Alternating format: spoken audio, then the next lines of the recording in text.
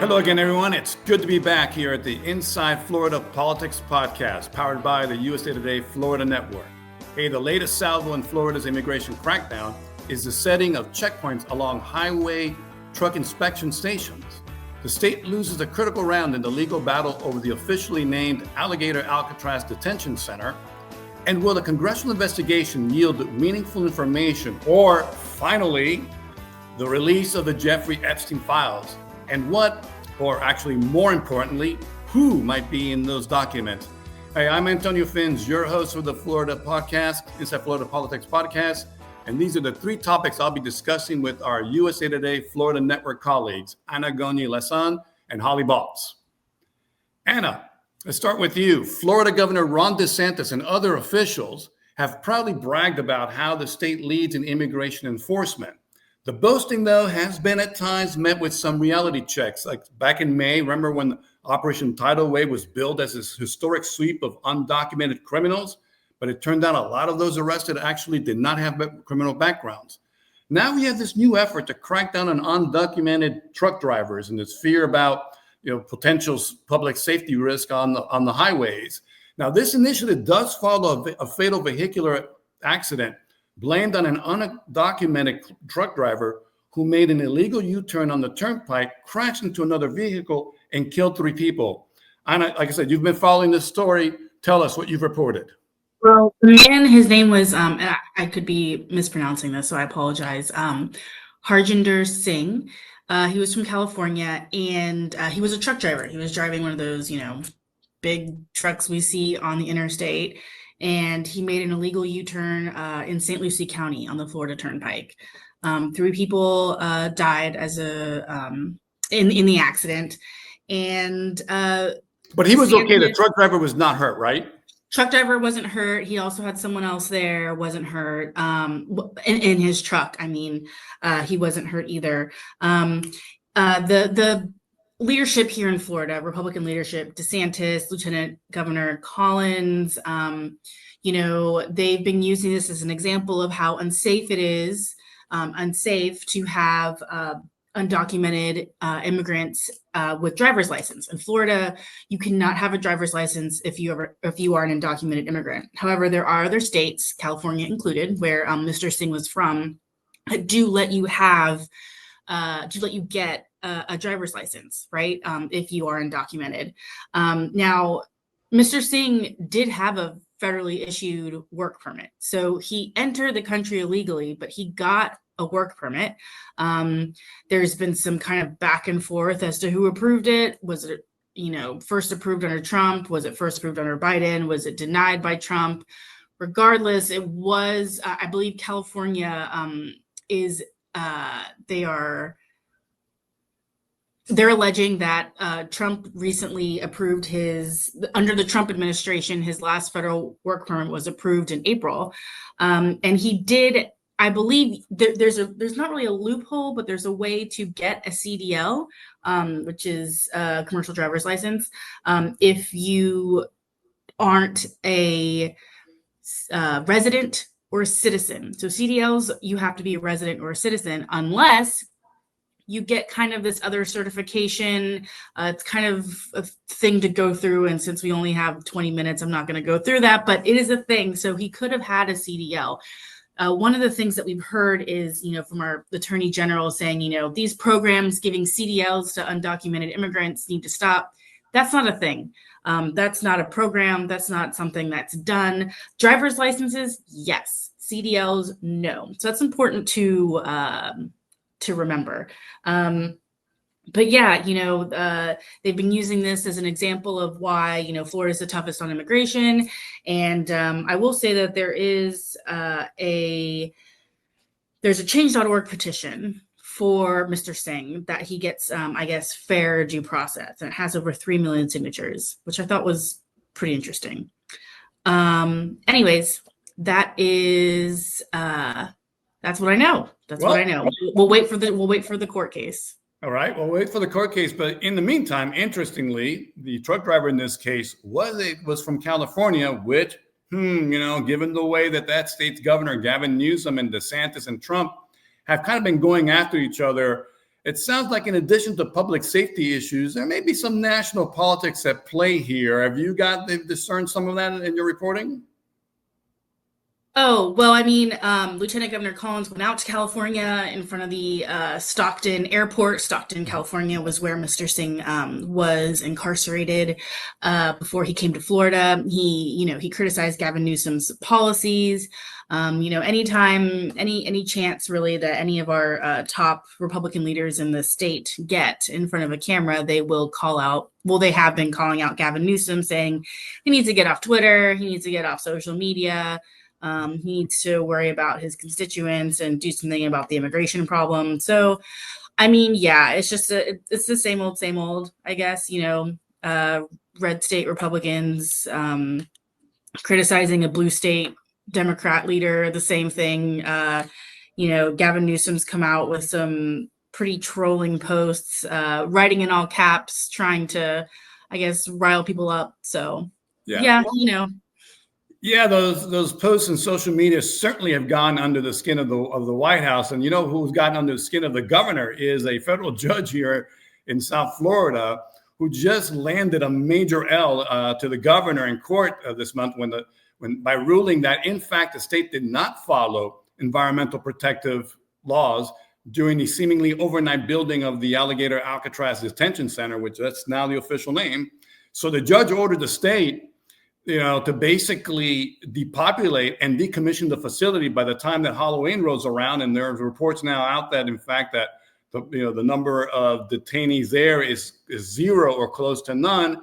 And as you've reported, the state can build other sites across Florida, but the Alligator Alcatraz location was his real calling card. I mean, it really got a lot of traction because of, they put up the sign and a lot of the DeSantis and MAGA faithful would go and get selfies out there on US 41 by the sign.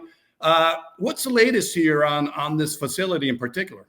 Well, yesterday the AP reported that, the last remaining detainees will be transferred in the next couple days. I believe the AP put that out yesterday. It was on CNN this morning. I believe it was from a Florida Division of Emergency Management person. Like it came from the people who are in charge of it, saying that the last remaining detainees will be transferred. So I don't know. I think we're going to see maybe they're transferring them to the new place in Baker County, Baker Correctional Institute, which was a prison that was shuttered a couple of years ago. Now they're reopening it again. Someone yesterday who kind of like stands vigil outside of Alligator Alcatraz to make sure that what's going on there, just to document what's going on there, said that they saw surveyors on the road, wearing those like orange vests and stuff. So I don't know. As you and I both know, there's a lot of secrecy with this thing. Yep. There's a lot of confusion. Who's in charge? Is it the feds? Is it the state? Is it both? What's going on? So right now, I can tell you, I just tried looking up an inmate who was supposedly in Alligator Alcatraz. The official name is the South Florida Detention Facility on documents, on their hurricane preparedness plan. That's what they have when they sign off their emails. That's what it says as well. But, everyone knows it as Alligator Alcatraz. But yeah, I looked up someone this morning because a family member was like, hey, I haven't heard from this person in a while. They were in Alcatraz, and I looked it up and I don't find anything. All right. So well, I don't know. Yeah, and it is. We should note that the state has appealed the judge's ruling, so yes. It could be that they're simply going to comply with the ruling until there's some final adjudication of this. But I think it's kind of interesting that despite the many allegations of abuses there and really bad conditions for the detainees there, that what really has brought this project kind of, at least for the moment, to a standstill was concerns about the environment. And it's kind of noteworthy because this was the whole point of it. What made this facility different was the location. And a lot of this bombastic claims of the alligators and the pythons as it's kind of this last line of defense against anybody trying to escape. And actually, I've been out there a couple of times and been talking to a lot of people that camp out there, that hike out there, that spend a lot of time out there. And they say that, the reality is very different, that in fact, the alligators are in that area are not as abundant. The pythons are hard to find. They basically try to avoid human contact. And the reality is, and it has been really, a lot of the testimony was really compelling that was given during the judicial hearings on this, that the real impact is not, the real danger is not so much the wilderness for anybody who's out there walking around, but rather the inverse, the fact that this detention facility, its size and its all that it encompasses, is a real threat to the really sensitive flora and fauna of that area. And in fact, in one case, for example, light pollution, it has been estimated that the light pollution out of this, of the bright lights in the evening, basically are impacting like 2,000 acres of Florida panther habitat. And, there are only about 200 panthers left, and there's real concerns about how this is impacting them. And I just, personal anecdote, I was flying into Miami a few weeks ago, and we flew over the Everglades, and you could see that facility clearly outlined in the darkness of the bright lights from, many thousands of feet up in the air. And when you drive there at night, you can see that glow. It's almost like a stadium glow from about, 15, almost 20 miles away. So it's kind of interesting that, the Everglades, it has been such a focal point of America, not just Florida politics and Florida environment and restoration, and this real success story, that is what really has, for the least of the moment, has brought the entire high profile, high hyperbole, Alligator Alcatraz story to a halt, at least for the moment. But let's talk about, right now there's, as much as immigration has been a flashpoint in Florida politics this summer, it's taken many times a backseat to the drama around the homegrown Florida scandal. And that's the way that state and federal prosecutors allowed serial rapist and child molester Jeffrey Epstein to get away with heinous behavior and crimes. Holly, we could speak at length about the political overtones, but let's first give listeners a sense of the magnitude of the abuse. We're talking about what, like 1,000 victims, and many of them were recruited at Palm Beach County high schools, right? Yes. The Department of Justice, in the same memo in which they said, hey, there's no suicide, no murder, no client list, we're not going to release anything else. They have counted the victims at 1,000. In 2019, we wrote a story about one particular high school here that had at least 15 victims. And in some ways, it's not surprising. Epstein kind of built this Ponzi scheme of shame. The girls would come in, they would get paid, but then he offered to pay them for bringing their friends in. So, I know in the early cases, the number of victims just continued to multiply. The state attorney's office here had about 40. The FBI brought it up to 80. This was a worldwide thing. He was in Brunei. He was in Thailand recruiting. He had an apartment in Paris, as well as 3 homes in the States. So, huge, definitely. Well, a lot of the focus going forward is, beyond the documents of whose names are there, and we'll get to that discussion in a second. But a lot of it is how was Epstein allowed to get away with it? And I want to talk a little bit about the investigation that you led about 5-6 years ago on the first failure. And it really started with Palm Beach County state prosecutors and their own grand jury, and the way that they handled the grand jury testimony. Tell us a little bit about it. I think our readers probably should hear about this. Yeah. Well, we actually filed a lawsuit. It took us 5 years to get the transcripts of that grand jury. We had learned in our 2019 investigation that Barry Krischer, the state attorney at the time, took the case to a grand jury in 2006 and came out with only a solicitation and prostitution charge against Epstein. And during that grand jury, we had heard from sources that they had thrown their own witnesses under the bus. So finally, when we got the transcripts last year, it was really incredible. The prosecutor who was questioning, it turned out to be 2 witnesses. who were victims actually called them prostitutes in front of the grand jurors. And the grand jurors sort of took that and started asking them whether they considered their reputation, what kind of underwear did they wear to his house, all of this victim shaming kind of stuff. So it kind of made sense that the prostitution charge was all that came of it. And the police chief in Palm Beach, which had found dozens of girls and young women, actually moved his investigation to the FBI. Even before that grand jury, he was so frustrated with the lack of prosecution efforts. So then it went to the FBI and ultimately it landed at the U.S. Attorney's Office, led by, at that time, Alex Acosta, who subsequently became the labor secretary in the first Trump administration. And then what have we learned about how they then handled the case? Well, they found, as I said, a bunch more victims. There was a grand jury investigation for the feds, and that's what the Justice Department was asking for transcripts of. That never became a prosecution because of the famous deal they made with Epstein.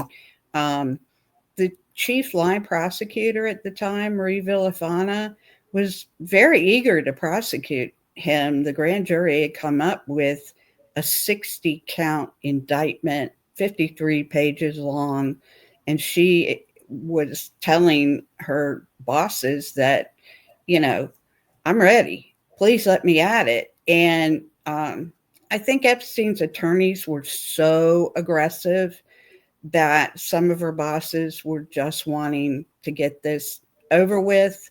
Also, they had a big human trafficking initiative that they were concerned about if they failed to convict Epstein. So kind of didn't get the forest for the trees. But Acosta has taken responsibility since his, confirmation hearing. And he said he made the decision. Mm-hmm. So now we have the House Oversight Committee planning to do these interviews, and we think that it will ultimately lead to hearings. But some key players have not yet been called here. You named two of them in so far, but the question is, what might we learn there? What are your thoughts? Well, a lot of the people they've called to testify likely knew nothing about the case. They said in their letters, subpoena letters, that, they were doing this, they were in charge, these former attorneys general, when they were litigating a lawsuit about the Federal Crime Victims Act and whether the non-prosecution agreement should have been moot because the victims were never given a heads up about the plea deal as it happened. And when he pleaded guilty, they were not told and they couldn't come to court and make impact statements. Ultimately, it took that lawsuit was filed in 2008, and it took until 2019 for a federal judge in West Palm Beach to rule that had been violated. And the problem being, months later, Epstein was dead. But there were several attorneys general who presided over the Department of Justice during that time. My sense of it is they knew nothing about it. Epstein's lawyers took it to the Justice Department to try to get the non-prosecution agreement. I'm actually not even sure what they were after other than to, strike it and drop charges. But DOJ held firm. They would, the upper echelon, they took it to the head of the criminal division, and that's as far as it went. But they didn't give in to the attorneys. All right. So you can't have this conversation without talking the names. The big three have always been out there. Prince Andrew, because one of the victims had basically identified him and talked about him. Another has been former President Bill Clinton, because his name, I believe, and correct me if I'm wrong, but his name did show up in some of the flight logs of Epstein's private plane. And then the current president, Donald J. Trump, who has been bandied about because Epstein and he palled around for a good bit of the time in the 1990s through at least the early, if not the mid 2000s. What might we learn here? And is this just all guilt by association? Well, the victims have named former Senate Majority Leader George Mitchell, former New Mexico Governor Bill Richardson, and there are others, but yes, guilt by association. And, I got to think that some of these other names would have come out by now. There are many victims who come forward to tell their stories. But you never know. Those 1,000 victims, I got to think the Justice Department interviewed a lot of them to say it was 1,000.